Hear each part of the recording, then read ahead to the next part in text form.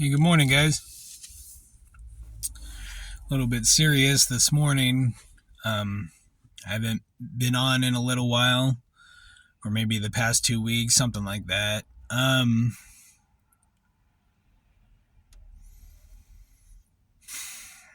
Hospice came out, and I don't really talk much about this. Hospice came out and said that my mother had roughly about a month. I'm not sure if it's less, more, but that was like last week, last Friday. And last Saturday, she was admitted into she wanted to go by ambulance to the emergency room. She was on hospice, having trouble breathing, of course. She has COPD. And I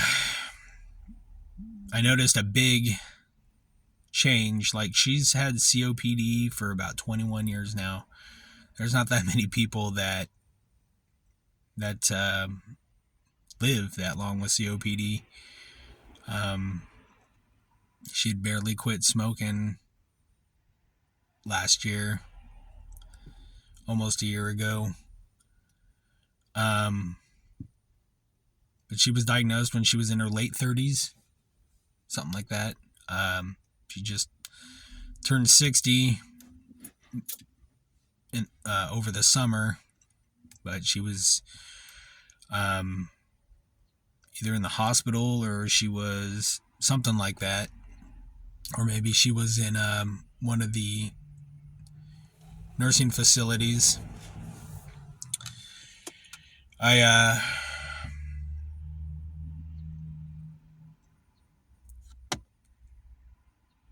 Well, my wife kind of described it as her and I have been like peanut butter and jelly the last few weeks. I've been taking care of her a lot more. When she was here, we moved her right next door to us, so that way we can better take care of her and everything.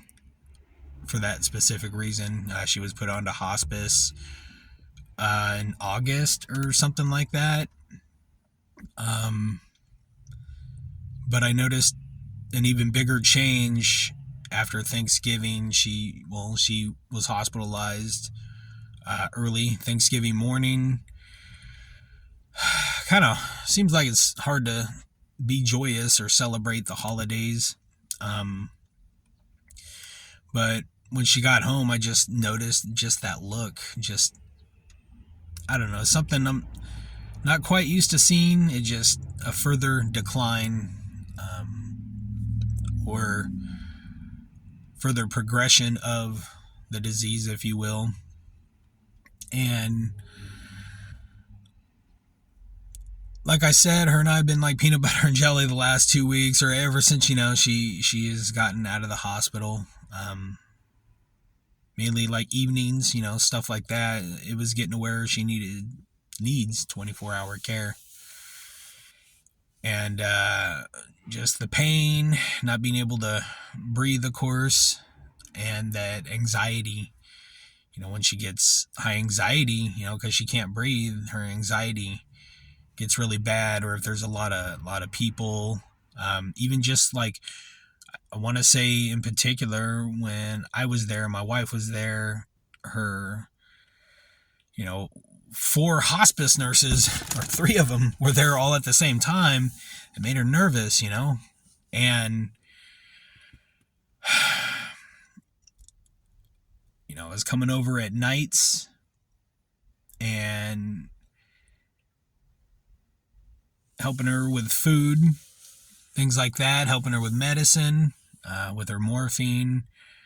And then when she wasn't with hospice at a certain point, liquid oxy, just knowing how much to give, writing it down, logging everything,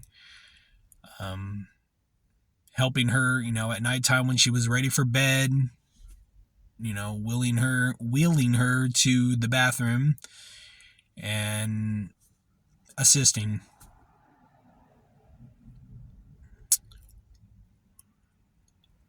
I mean,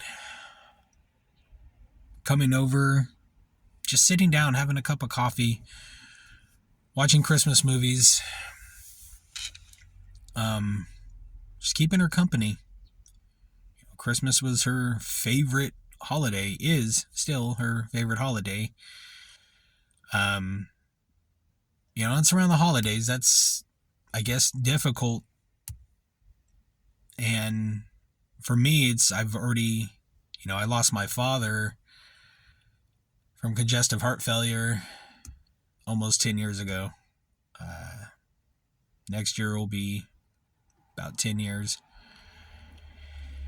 And it comes and goes, my emotions. I just have a whole plethora of emotions right now: sadness, laughter, um, numbness. I don't know if there's such a thing called pre-grief. It's what it feels like. Maybe that's just my coping mechanism.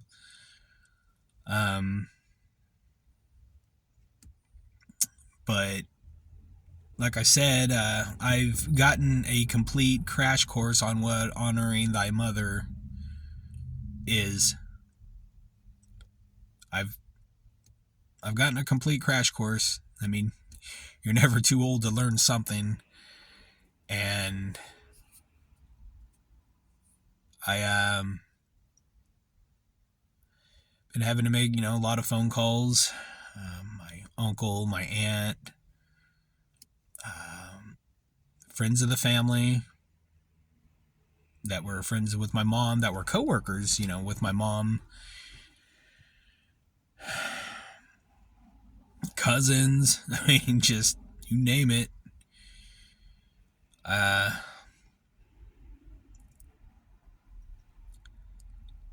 then my brothers and everything. It's not easy for them, and I think especially they're both going to be turning 21 in a few days. So, my mom's had this disease since they were born. And, I know it's definitely not easy for them, because I know from firsthand experience what's coming. I don't want to say I'm better equipped to deal with this, but I know firsthand. That doesn't make it any more pleasant. But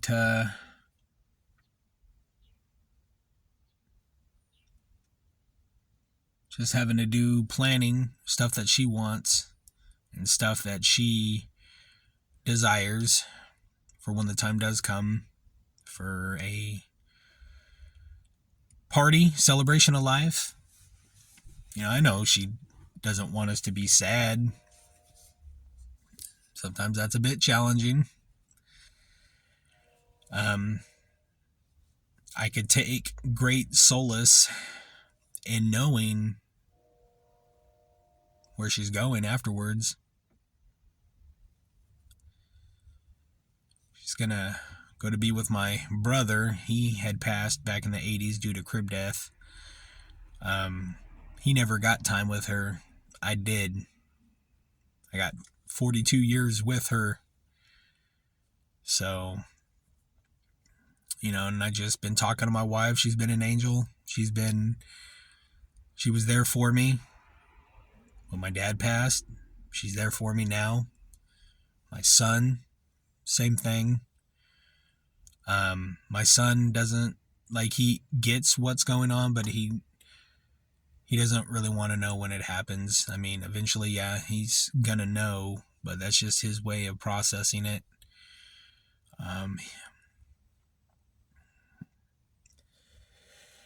But she's still here. She's still in the ICU. I am gonna go visit her later on today. Go see if she needs anything.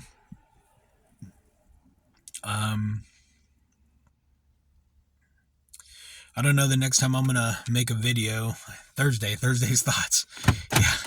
Yeah, I probably didn't expect this for Thursday's thoughts, but that's what we're looking at. And then my mom, she's concerned with me, with my health and everything. My blood sugars have been through the roof. I still been taking my insulin, and I've been eating less, even the right things, and my blood sugars just aren't budging that much. Like I said in the previous video, it's not just the food, stress. So that's something I need to learn to manage, and I need to start moving again. I just haven't felt the want or desire to move, but my mom told me the other day when I went to the hospital, she said, you got to take care of yourself. You got to take care of yourself. So that way you can take care of your son and your wife. So that's another way that I can honor my mother, is through taking care of my health. And she also mentioned my happiness. So that's all I got for today, guys.